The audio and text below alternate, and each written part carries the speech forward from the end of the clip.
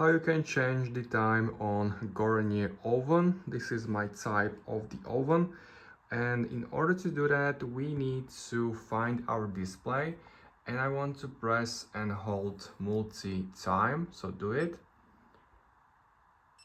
Now settings will appear, and now we want to select clock. So if clock is not here, you can use this arrow and find clock, and once your clock is selected, click on start.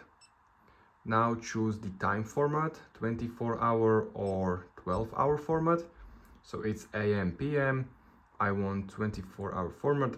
Now again click start to confirm. And now you can select your actual time. So do it on your own, set your time. And once you are finished, you can click this, Gretchen.